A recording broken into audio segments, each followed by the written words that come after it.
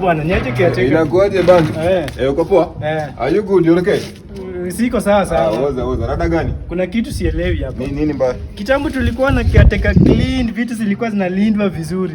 Lakini tangu ingie, lakini sijasema wewe ni mchafu. Tangu ingie, vitu zinapotea bwana. Bwana, sijui nani anaiba. Lakini watu wako na dread hapana. Sijui mbona vitu zinaenda. Umesema vitu zinapotea, lakini sijasema ni wewe. Si wewe. Si mimi. Zinapotea sana bwana. Lakini tukiangalia kwa hii ploti, hakuna mtu mwenye ako na dread. Lakini hao wenye wako na dread si wasi watrust sana. Okay. Na nikuulize. Unajua ukipimia tu vizuri unaona kuna kushaikuwa na kitu kama hivyo ama anakushida huko hivyo. Hazikukua tangu ingie ndio imekuwa.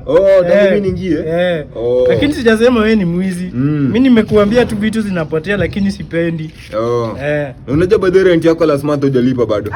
Unajua rent yako bado hujalipa, si ndio? Hayo nitakupea. Utanipea lakini already ni sawa tu. Unajua mimi pia sitasema ati nitakufukuza ama nini. Lakini unaelewa? Umeona ufa yangu? Umeona ufa yangu?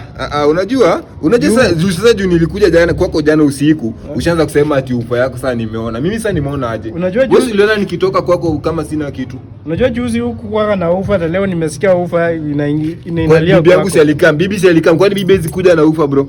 Bibi alikuja na kipochi na 50 bob pekee. Sawa. Sasa fanya aje? Umesi bado sawa, wewe enda tu. Bibi yako ako kwa nyumba? Sisi hata niongee na yeye Joyo rent. Hata niongee na yeye Joyo rent tutapatana, sawa? Rent? Enda tu usirudi nyumbani utaribu maneno.